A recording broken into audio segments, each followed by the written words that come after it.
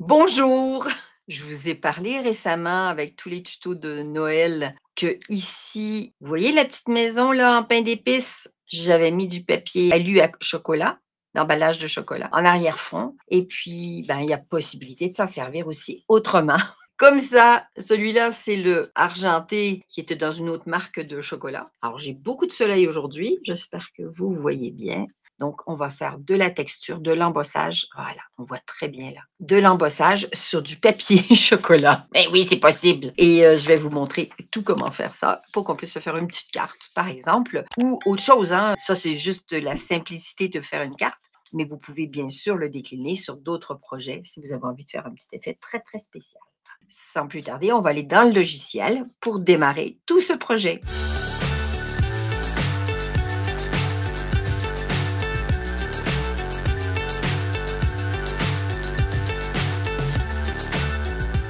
Nous voilà dans le logiciel. Quand on ouvre son logiciel, on va se retrouver avec la machine qu'on a utilisée la dernière fois qui va être ici. Donc, Cameo 5, moi, c'est bon. C'est celle-là que je vais utiliser. Si vous utilisez une autre machine qu'une Cameo 5 ou une Curio 2, vous n'aurez pas tout à fait le même système d'embossage. Là, aujourd'hui, je vais utiliser les outils d'embossage de Silhouette qui sont la nouveauté sur ces deux machines. D'accord? Vous pourrez vous référer donc à ma vidéo juste ici au-dessus qui va vous permettre de savoir quel outil utiliser pour faire l'embossage sur votre propre machine. D'accord? Là, on va aller donc commencer à préparer notre carte. Ça va être le fond et ensuite, on va travailler notre embossage. La carte que je veux utiliser, je vais simplement aller chercher mon assistant de nouveau projet. Donc, je fais carte, je démarre. Et là, j'ai une carte classique. Si la dimension me convient, j'y vais. Pour une feuille A4, il n'y a pas de souci. Je vais dégrouper. Je vais conserver mon pointillé comme ça parce que c'est très, très bien ces petits pointillés, mais je vais la mettre en bleu. Sachant que mon contour, je vais le découper 2 fois. Je veux que mon pointillé soit pointillé qu'une seule fois. Donc, ça sera 2 réglages différents. Il faudra aller dans l'onglet Découpe par ligne, dans le menu Envoyer. Ça, c'est fait. Je vais aller chercher mon image. J'ai choisi les Christmas trees. Ils sont tous indépendants. Donc là, je vais essayer de tous les attraper. Je vais détacher, voilà ça, et je vais tous les prendre et les mettre de côté. Je veux celui-ci. Je le prends, je l'amène sur ma carte. Pour le moment, il va me servir, je vais le redimensionner si j'ai besoin. Moi, il me convient tout à fait. Je vais avoir besoin de créer une ouverture dans ma carte où ça va faire coucou. Je vous le remonte. Il faut que j'ai un trou où je vais venir insérer derrière mon alu. Je vais donc lui créer un contour parce que je ne veux pas que ça se fasse trop près éventuellement. Après, on peut s'amuser. Hein. Allez, on va la faire un petit peu différente. Celle-là, j'ai fait un contour plus large. On va voir ce que ça donne en faisant un contour qui soit plus rapproché. Par exemple, ça. Je rajouterais peut-être un petit peu, juste pour me laisser une petite marge de gonflement de mon alu. Et je vais appliquer.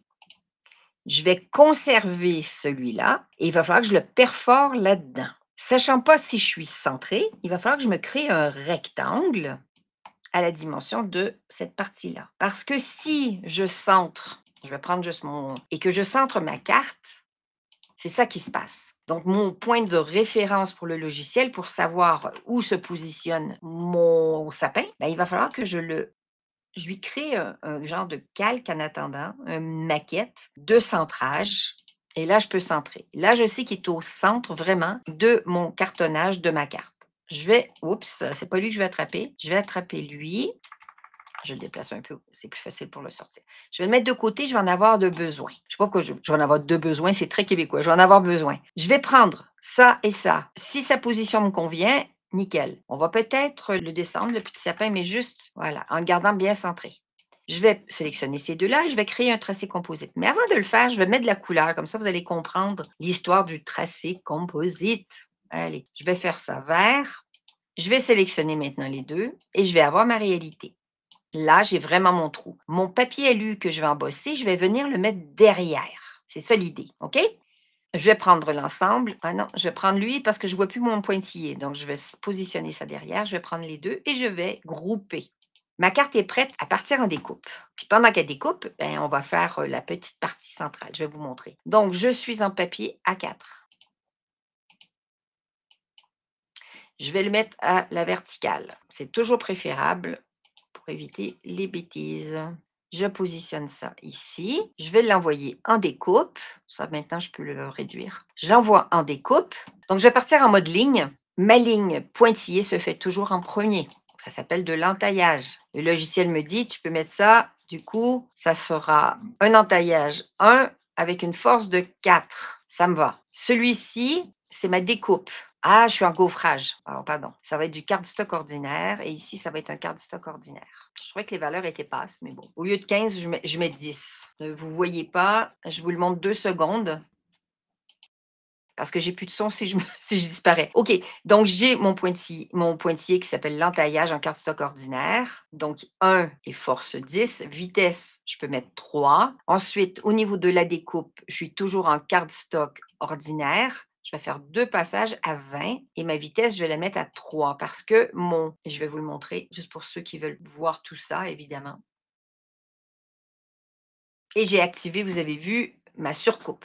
Je vais baisser ma vitesse à 2 parce qu'ici, j'ai quand même beaucoup de détails. Je vais pouvoir maintenant envoyer en découpe sur ma machine. Je vous montre du coup mon petit onglet de la machine. On va partir en image comme ça devrait être pas trop mal. Vous voyez la machine juste en dessous de moi, vous voyez le logiciel ici. Malheureusement, ce qu'il faudrait que je fasse, c'est peut-être que je réduise ça. Je vous montre le logiciel comme ça. Vous pouvez tout voir au niveau de mon écran envoyé.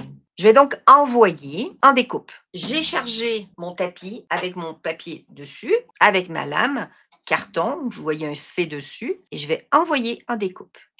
Pendant que ça découpe, on va préparer le cache. On va créer le cache. J'ai rapproché mon micro. Vous m'entendez bien? Comme ça, voilà. Dans le logiciel, je vais retourner dans mon espace design. Vous vous rappelez du rectangle qu'on avait créé pour se centrer? Bien, on va aller le chercher, lui.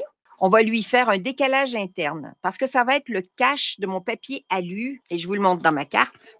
Ça, c'est, vous voyez que j'ai collé le cache, je le mets comme ça. J'ai collé ici sur cette partie le cache parce que c'est pour masquer le papier alu qui est collé derrière. Je vais donc lui faire un décalage interne parce que je ne veux pas qu'il soit trop serré sur la bordure. Je veux me laisser une toute petite marge. J'ai laissé une toute petite marge qui n'est pas vilaine, mais qui évite les débordements puis des problèmes d'alignement. Un petit décalage interne, 1,50, ça me va. J'applique. Est-ce que j'ai fait un bon? Oui, c'est pas mal. C'est bien des beaux angles. Je vais conserver lui, du coup. C'est bien lui. Oui. Je conserve lui, l'autre, je vais le supprimer. Je vais lui mettre de la couleur comme ça. Je sais où je m'en vais. Ça, il faut que je le découpe en vert. Je vais le prendre, je vais le mettre sur mon tapis. Ça, c'est terminé. J'enlève. Je prends ça, je le mets sur le tapis. Lui, je vais lui faire une rotation. 90 pour ne pas perdre trop de papier. Une fois que celui-là a fini de découper, je vais découper celui-là et on va attaquer l'alu. Ça doit être à peu près terminé, là. On regarde la machine. Il reste le cadre à faire. Le logiciel, ce qu'il fait, c'est qu'il va toujours faire les parties sensibles en premier. Hormis l'entaillage que c'est nous qui décidons de le mettre avant, il va toujours découper tout ce qui est intérieur et il va terminer avec l'extérieur. Ça évite que le matériau ne se déplace sur le tapis. Ça fait partie de la technologie IPT de Silhouette, Intelligent Path Technology. C'est la technologie du tracé intelligent. Quand moi, je le fais personnellement déplacer et découper, ben, je commence toujours à faire mes premières découpes fragiles et je vais terminer quand je suis certaine de tout l'ensemble. Ben, la machine a fait pareil. C'est en train de terminer. Je vais vous les laisser comme ça. Je vais enlever le logiciel le temps que ça se termine pour que je vous montre quand même le résultat, puis on va envoyer en découpe. Donc, je me prépare à envoyer en découpe maintenant cette partie-là. Vous voyez qu'il y a une file d'attente, ça veut dire qu'il y a une découpe qui est en cours. Il y a la découpe qui est en cours que je peux voir. Ici, c'est le document sans titre. Si je lui avais donné un nom, le nom du document aurait apparu. Ça permet de savoir où on en est. Quand je veux annuler ma tâche, je clique sur la petite croix ici. Je ne vais pas le faire parce que ça se passe très, très bien. Elle a terminé. On va aller voir le travail. Donc, la découpe est bonne. Je peux retirer mon tapis. Je vous le montre ici. Donc, c'est très fin. Au niveau de la colle, on va s'amuser tout à l'heure, vous allez voir. J'ai ma ligne de pliure, magnifique, très discrète. Et j'ai mon petit zigzag ici. Et je vais garder, faire d'autres choses avec. Rien ne se perd. Je prépare mon papier de découpe pour la carte intérieure.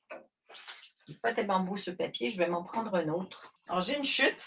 Je vais donc recharger une autre feuille sur mon tapis. La découpe va se faire dans ce sens-là. Il faudrait que je m'assure que j'ai la quantité qu'il faut. Comme ça, ma découpe va se faire en largeur. Ça, c'est bon. Je charge mon tapis. J'envoie en découpe pour ce morceau-là. Pendant que ça se fait, on va retourner dans le logiciel. Voilà mon logiciel. Je peux maintenant mettre en plein écran. Et ce qu'on veut faire maintenant, c'est préparer l'embossage de ce petit sapin sur du papier alu chocolat. J'ai vérifié aussi si la couleur, est-ce que du doré, ça irait? J'aime pas. On va garder le papier alu plus argenté qui va mieux, je trouve, avec le papier vert. Et vous avez un côté papier. Je vais vous le montrer. Vous avez un côté chocolat. Et là, vous voyez que j'ai du chocolat dessus. Il va falloir que je le nettoie. J'ai pris, moi, je prends simplement une lingette bébé pour tout ça. Et ça, j'ai pas de souci. Mon cartonnage d'intérieur, mon cache a fini. Je vais juste le sortir. Le voilà. Je vous le montre. J'ai donc ma carte découpée. J'ai ma petite chute, petit sapin. J'ai le cache qui va venir se mettre ici, qui va masquer le papier alu quand je vais ouvrir la carte.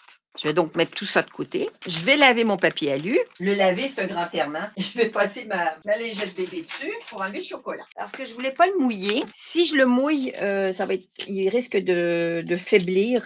Et je veux juste enlever les traces de chocolat. Petit coup comme ça, rapide. Voilà, vous voyez, j'ai enlevé. On est bon. Ça va aller sur le tapis à embossage. Je vous le montre après. On va préparer le fichier. Voilà, voilà. Donc ça, c'est fini. Mais il va me servir.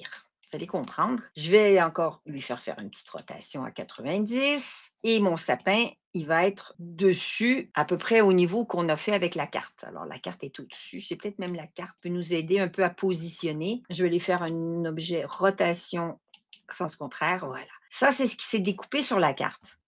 Ça va venir se coller derrière. Il va falloir qu'il y ait un cadre autour. Je vais le découper au ciseau. Pas de problème pour ça. Ça va être pour son positionnement. Tout à l'heure, j'irai le chercher. Donc, on va travailler ça. Je vais aller chercher mon outil croquis. Pourquoi je ne prends pas mon outil ici spécialisé d'estampes, etc.? Parce qu'il y a une fonction qui n'est pas dedans, alors que j'ai une édition business, c'est la fonction de contour. Je vous le montre. Je ne sais pas pourquoi ils n'ont pas mis la fonction contour dans ce tableau-là. Il va falloir que je leur dise. Je vais donc aller chercher ici ma fonction croquis. Je sélectionne mon sapin et je vais lui mettre, qu'est-ce que j'ai envie de lui mettre comme design? Je vais lui mettre ça et je vais augmenter, j'appelle ça augmenter, mais on va réduire l'espace entre chaque ligne. Donc, je vais augmenter le resserrement, en gros. OK, et je pense qu'à 60 tout à l'heure, c'était très bien quand je l'ai testé. 60. Et je lui ai mis un angle de 25. Parce que j'aime pas les lignes qui sont trop droites. C'est bien quand c'est un petit peu... Puis je peux même augmenter le nombre de degrés peut-être. 40. Voilà, comme ça. Je peux lui faire une bordure. Seulement si j'ai une édition supérieure du logiciel. Si vous avez une édition standard, vous ne pourrez pas le faire, à moins de prendre ça, le dupliquer, le vider et lui mettre tout ça. Je ne vous ai pas montré le design d'où il venait. Ce design-là ici, je l'ai pris sur Creative Fabrica. Je vous mets le lien en dessous de la vidéo.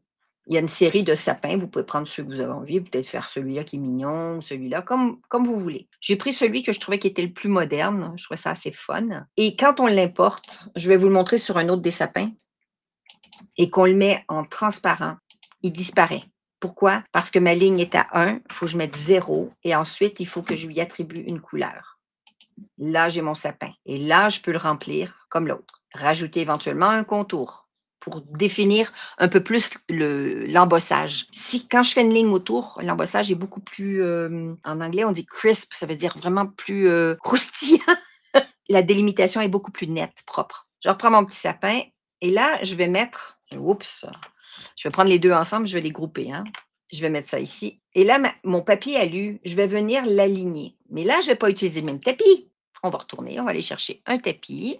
Le tapis d'embossage qui s'appelle Gaufré Curio 2, mauvaise appellation. C'est vraiment le tapis d'embossage qui est pour la Curio 2 et la Cameo 5. La série de la Cameo 5. Le tapis apparaît. Le papier alu, quand je vais le mettre sur le tapis à partir de ce coin-là jusque-là. Il fait à peu près un A4 en largeur. Et ce que je peux faire, pour pas trop perdre, je peux le mettre à peu près ici. Il me restera comme ça du papier chocolat. Parce qu'après, je prendrai le ciseau et je couperai autour. D'accord? On va l'envoyer donc en découpe. Et je vais réduire pour que vous voyez le menu un peu plus. Encore là, comme tout à l'heure, voir un peu mieux, que vous voyez l'écran au maximum jusqu'à ma petite tête. Voilà. Donc là, il dit qu'il n'y a aucun média qui est chargé, bien sûr. Je le sélectionne. Je vais en mode ligne, si je veux. Si j'ai fait des éléments en embossage qui vont être différents, c'est-à-dire que je pourrais mettre ma ligne bleue de contour qui servirait éventuellement à prendre l'outil d'embossage fin. Là, je vais utiliser l'outil d'embossage épais pour l'ensemble. Ou pas. Ben, je vais passer le fin après. Ouais, je vous explique ça. OK, on va rester en mode ligne. C'est plus simple. Voilà. Le rouge, ça va être le remplissage. Quand il va avoir fini de faire cet embossage avec mon outil épais, à pointe épaisse, je veux qu'il fasse le contour, que je n'ai pas encore mis en bleu, je crois, hein. On va dégrouper. Je vais le mettre en bleu. Je vais lui mettre une ligne bleue. Et quand je vais dans mon menu envoyer, j'ai ma ligne bleue. J'espère que vous me suivez, hein. Je vais positionner après mon rouge une pause pour changer d'outil. Comme c'est le même porte-outil, je veux que la machine s'arrête, que je change l'outil, que je remette ma pointe fine. On va regarder les réglages. Là, je suis sur le porte-outil 1. C'est pas bon. Il faut que j'aille sur le 2. Celui-là aussi sur le 2. Sur le 2, je vais lui dire, en estampe, il va me dire, il n'y a pas de matériel qui existe. Donc, je vais choisir ici, gaufrage. Partition et gaufrage. Et là, je n'aurai pas besoin de faire de réglage. Je vais faire la même chose ici, en sélection, gaufrage. Là, je n'ai pas besoin. Je vais donc faire les premiers réglages du premier. Alors, je vous le dis tout de suite au niveau des réglages. Je les ai testés, vous pouvez vous fier à moi. En vitesse, on peut mettre 3 sans problème. En force, toutefois, on va se mettre vraiment, vraiment pas fort parce qu'on a le tapis d'embossage qui fait déjà une épaisseur. Et je me suis mise sur 2 en force. Celui-ci, je vais faire pareil, une force, mais de 1 parce que là, je vais avoir l'outil plus fin et je ne veux pas que ça déchire mon papier. 1, vitesse, 2, ça ira. Vous avez bien noté mes réglages pour ceux qui ont une Cameo 5 ou une Curio 2. Avec le tapis de gaufrage. Je retourne, j'ai bien mon tapis de gaufrage sélectionné. On va aller au niveau de la machine, que je vais vous montrer, et on va préparer son papier alu à gaufrer. J'essaie d'avoir un papier alu qui n'est pas trop froissé pour que ça fasse plus joli. S'il n'est pas, vous pouvez le passer au fer à repasser ou dans votre presse. Celui-ci n'est pas trop mal. Je vais prendre mon tapis à gaufrer. Le tapis à gaufrer de Silhouette, il vient avec des petits accessoires. Vous allez vous dire à quoi ça sert. Ce sont des petites languettes en acétate avec des petites dents et ils sont très faciles à perdre. Quand vous les avez tout de suite, mettez un coup de feutre indélébile dessus. Fiez-vous à mon expérience, depuis que j'ai la Curio 1, on les avait, ces petites languettes. Je vais vous expliquer à quoi ils servent. Voilà, comme ça, ils sont plus facilement repérables. Si vous les échappez, ça m'arrive tout le temps. Je vais mettre mon papier alu dessus, mais à l'envers. Et là, il va falloir retourner dans le logiciel. On va mettre le papier alu à l'envers. Je vais bien l'étaler et il colle très, très, très, très bien. Néanmoins, si vous avez un petit doute, vous prenez vos petites languettes que vous positionnez à cheval sur votre média et le tapis. Il faut que les petites dents soient de ce côté-ci. Voyez les dents là? Hop, c'est moyen au niveau de la lumière aujourd'hui. Il y a beaucoup de soleil, hein? Les dents de ce côté-ci. Pourquoi? Parce que ça évite la succion si c'était plein. C'est bien réfléchi, hein? C'est vraiment bien conçu. Ça, c'est pas bien. Du coup, vous assurez de bien... Vous voyez, il colle bien quand même. De bien positionner, puis d'enlever les plis au possible. Je vais m'y reprendre. C'est presque comme quand on applique du vinyle, hein? Vous allez enlever le maximum de plis. Positionnez votre petite languette à cheval, comme ça. Et là, ça tient bien. Et je l'ai mis dans le mauvais sens. Ça commence bien. Allez, j'enlève mes languettes. Il faudrait peut-être que je me positionne du bon côté. Alors, je l'enlève délicatement. Vous voyez, ça a déjà déchiré. Donc, délicatement. Hein?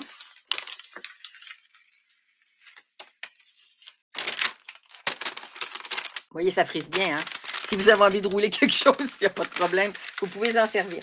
J'ai oublié un truc, même si c'est un papier qui est relativement costaud. Dans mes petits essais que j'ai faits, j'ai mis, donc il faut que je le prenne dans le bon sens, j'ai mis un cartonnage en dessous. Sinon, il va déchirer parce que le tapis est quand même très, très souple. Il restera de la souplesse, mais ça va éviter que ça vienne trop écraser. Donc, je vais remettre mon papier alu, mais cette fois-ci comme ça. Je vais mettre du washi. Attention, jamais de washi sur la mousse. Très, très, très important. Sinon, vous allez arracher la mousse et ça fait mal au prix du tapis. Hein? Pour ceux qui n'ont pas de tapis, essayez éventuellement avec de la mousse créative. J'ai déjà fait des petits essais, c'était pas fantastique, mais peut-être que vous y arriverez mieux que moi. Donc, pas de scotch sur la mousse. Je vais bien remettre ici aussi. Oui, il y a la déchirure. C'est pas grave cette déchirure-là parce qu'elle ne va pas intervenir dans le design. Et ce côté-ci, un petit coup en bas, juste pour pouvoir le tendre. Et je vais mettre mes petites languettes de fixation du matériau. Je glisse ça dans la machine et je vais déplacer mes petits pieds presseurs pour pas que ça vienne sur mon motif au milieu. Pour pas que ça vienne sur le motif. Donc, je les mets de chaque côté. Je ne les mets pas là-dessus, hein? Attention. C'est parti. Le tapis est chargé, c'est bon. On retourne dans le logiciel. Pour ceux d'entre vous qui connaissez très bien le Flex, vous avez compris le système du miroir. Si je l'envoie comme ça, je vais embosser le côté que je ne souhaite pas. C'est-à-dire que là, j'ai mis mon papier alu à l'envers. Et bien, il va falloir que je mette à l'envers mon design. Je vais revenir ici. Je vais lui faire un miroir horizontal. Hop! C'était pas groupé. Je n'ai pas fait mon boulot comme il faut. Je vais lui faire un miroir horizontal. Voilà. Et maintenant, je peux l'envoyer. J'essaie de me rappeler au niveau des réglages du rouge. Je crois que j'avais quand même mis, j'avais fait passer 2 fois, donc je vais le faire avec une pression de 3. OK, donc j'ai réglé ici plutôt à 3 et ici, en force, je l'ai mis à 1 parce que la pointe est fine. On envoie. Je vous montre la machine qui est en train de faire le travail.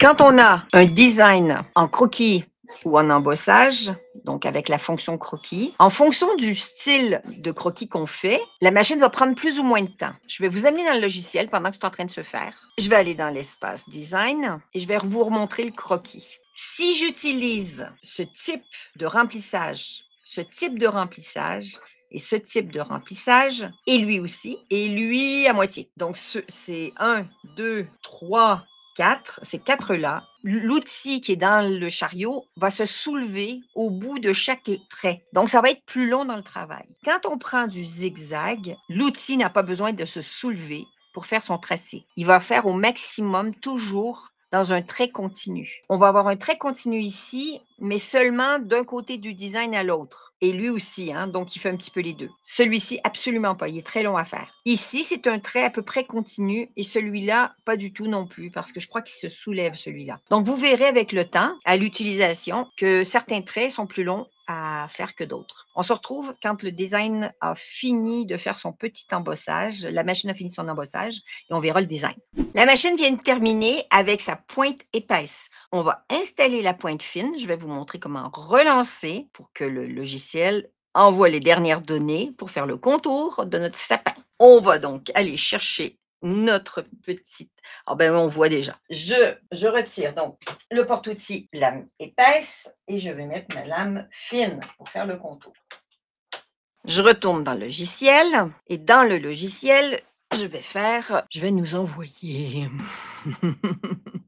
Donc, je vais faire envoyer pour faire le trait bleu maintenant. Ici, vous voyez, c'est écrit en pause. J'ai changé et maintenant, je vais lui dire de reprendre la découpe. J'ai changé mon outil.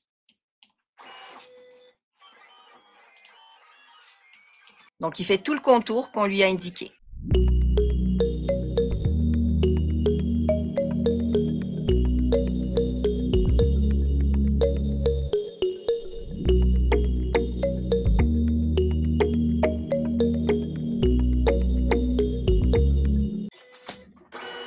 Elle a terminé. Je jette un petit coup d'œil pour voir si tout s'est bien passé. Si j'ai besoin éventuellement de faire un deuxième passage d'embossage, a priori, ça devrait être bon. Ça me va. Parfait. Je retire mon tapis.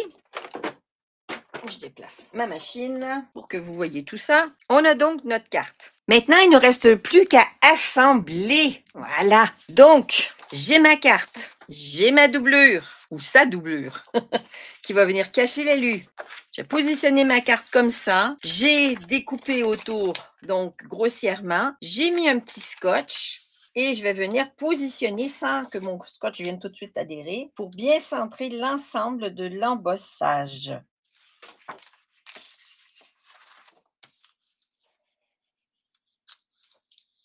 Je vais soulever tout doucement. Il va falloir que je colle.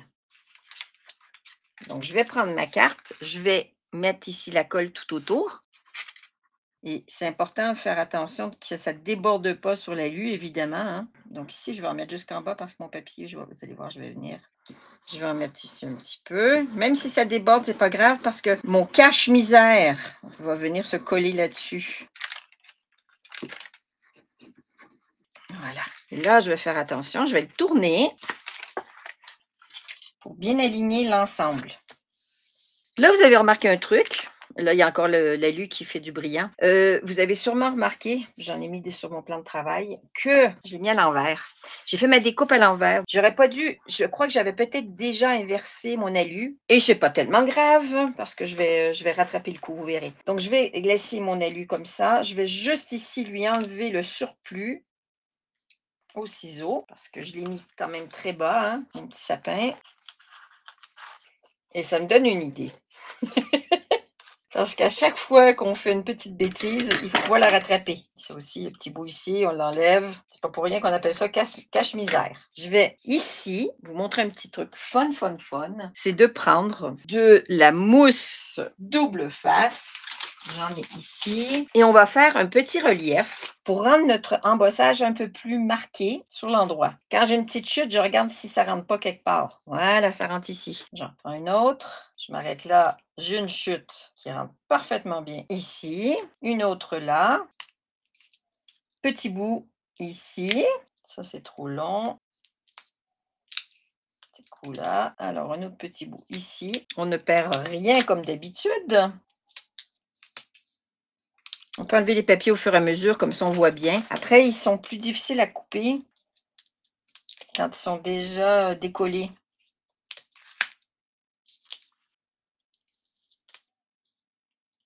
Un petit bout ici. Puis après, j'ai mon étoile. L'étoile, c'est quand même spécial. Ce que j'ai fait tout à l'heure pour mon premier modèle, j'ai fait la superposition. Vous voyez ici, ça va faire du relief. J'ai un petit bout qui reste. Allez, je vais maintenant, je pense que je vais être obligée de remettre de la colle ou la mettre sur mon petit carton cache-misère, ou bien me prendre du double face. Allez, comme ça je peux être plus proche. J'aime beaucoup ces produits qui n'ont pas besoin de ciseaux ou de lame pour les couper. On le fait au doigt et à l'œil.